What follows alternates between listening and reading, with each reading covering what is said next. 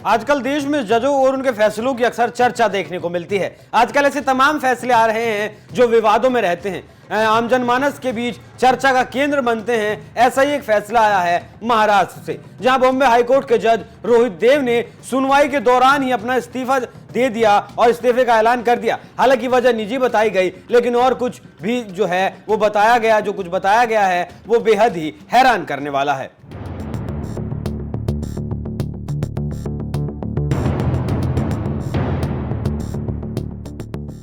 नमस्कार, NMF news देख रहे हैं आप। मैं हूं आपके साथ अभिषेक पुंडीर। आमतौर पर जैसे कोर्ट में कार्रवाई चलती है, उस दिन भी वैसी ही कार्रवाई चल रही थी कि अचानक जज साहब ने अपने इस्तीफे का ऐलान कर दिया और फिर अदालत में मौजूद सभी वकीलों को सॉरी बोलते हुए माफी मांगी और कहा कि मेरी बात से आप लोग काफी लोग आहत हुए होंगे। मैं उन सभी अपनी बातों के लिए, अपनी सभी टिप्पणियों के लिए माफी मांगता हूं। मेरा जो तल्ख रवैया था उसके लिए माफी मांगता हूं। मैं चाहता था कि आप सभी लोग सही तरीके से काम करें और जल्दी सीखें। इस बात को सुन अदालत में मौजूद हर शख्स हैरान रह जाता है। इंडिया टुडे की एक रिपोर्ट के मुताबिक बॉम्बे हाईकोर्ट से जस्टिस रोहित देव ने 4 अगस्त को केस की सुनवाई के दौरान अचानक से इस्तीफे की घोषणा कर दी। इस्तीफे का ऐलान करते वक्त जस्टिस ने कहा कि मैं आत्मसम्मान के खिलाफ जाकर काम नहीं कर सकता। इस्तीफे की घोषणा करते हुए जस्टिस ने कहा, जो भी अदालत में मौजूद है, मैं आप सभी से माफी मांगता हूं। मैंने आपको डांटा क्योंकि मैं चाहता हूं कि आप सुधर जाओ। मैं आप में से किसी को भी ठेस नहीं पहुंचाना चाहता था।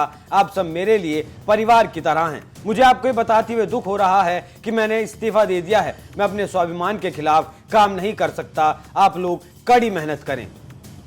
जस्टिस रोहित देव के इस्तीफे के बाद कोर्ट ने उनकी कोर्ट में जो मामले सूचीबद्ध थे उन्हें हटा दिया गया है। कोर्ट से निकलकर जस्टिस ने अपना इस्तीफा राष्ट्रपति को भी भेज दिया। अब आप सुनिए वो फैसले जिनकी वजह से जस्टिस रोहित देव पिछले कुछ वक्त से चर्चाओं में चल रहे थे। पहला मामला है जीएन साईं बाबा को रिहा करने का आदेश।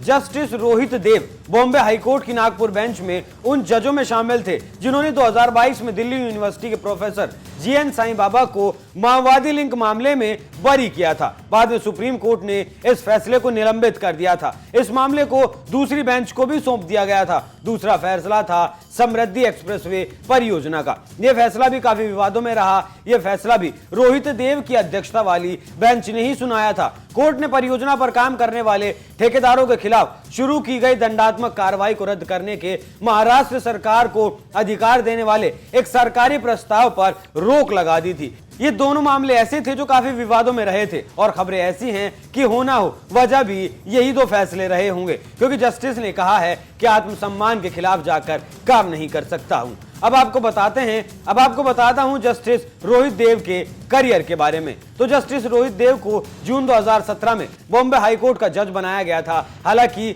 अगर वो अभी इस्तीफा नहीं देते तो वो और 2 साल बाद यानी 2025 में सेवानिवृत्त होते। जज बनने से पहले वो महाराष्ट्र सरकार के एडवोकेट जनरल के पद पर काम कर रहे थे। 1986 में जस्टिस देव ने प्रैक्टिस करना शुरू किया था और कहा ऐसा भी जाता है कि महाराष्ट्र के डिप्टी सीएम देवेंद्र फडणवीस भी उनसे राय मशवरा लिया करते थे। लेकिन अब देखना होगा कि राष्ट्रपति उनका इस्तीफा स्वीकार करती हैं या नहीं, और अगर करती हैं तो फिर कब तक करती हैं। लेकिन बड़ा सवाल यह भी है कि जस्टिस देव ने ऐसा क्यों कहा कि वो आत्मसम्मान के खिलाफ जाकर काम नहीं कर सकते। अब मामले की असल सच्चाई क्या है, इसकी भी परतें जल्दी खुलती नजर आएंगी। आप इस खबर पर क्या राय रखते हैं? अपनी राय हमें कमेंट कर जरूर बताएं। नमस्कार।